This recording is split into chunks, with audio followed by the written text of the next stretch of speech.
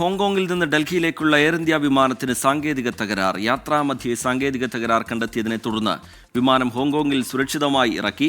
അച്യുതൻ വിവരങ്ങളുമായി ഡൽഹിയിൽ നിന്ന് ചേരുന്നുണ്ട്. അച്യുതൻ, എന്താണ് വിവരങ്ങൾ? എപ്പോഴാണ് ഈ സാങ്കേതിക തകരാർ ശ്രദ്ധയിൽപ്പെടുന്നത്? ഇനി യാത്രക്കാരുടെ തുടർന്നുള്ള യാത്ര എങ്ങനെയായിരിക്കും? എന്തെങ്കിലും വിവരങ്ങൾ ലഭ്യമാവുന്നുണ്ടോ അച്യുതൻ? റീജിത്ത്, ഈ ഹോങ്കോങ്ങിൽ നിന്ന് ഡൽഹിയിലേക്കുള്ള വിമാനത്തിലാണ് ഈ യാത്രാ മധ്യേ ഇത്തരമൊരു സാങ്കേതിക തകരാർ തിരിച്ചറിയുന്നത്. ഇത് പൈലറ്റ് ഈ ഒരു പ്രശ്നം തിരിച്ചറിഞ്ഞ ഘട്ടത്തിൽ തന്നെ തിരികെ ഹോങ്കോങ്ങിലേക്ക് മടങ്ങുകയാണ് ചെയ്തത്. ഈ വിമാനം അവിടെ സുരക്ഷിതമായി ലാൻഡ് ചെയ്തു എന്നതാണ് ഇതുമായി ബന്ധപ്പെട്ട് ലഭിക്കുന്ന വിവരം.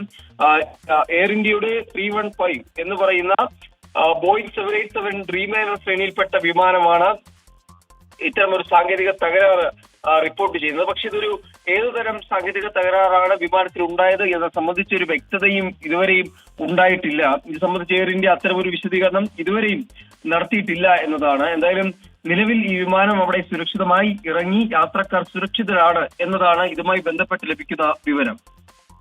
ശരി, അച്യുതൻ വിശദാംശങ്ങൾ പങ്കുവെക്കുകയായിരുന്നു ഡൽഹിയിൽ നിന്ന്. എന്തായാലും യാത്രക്കാരെല്ലാം സുരക്ഷിതരാണ്.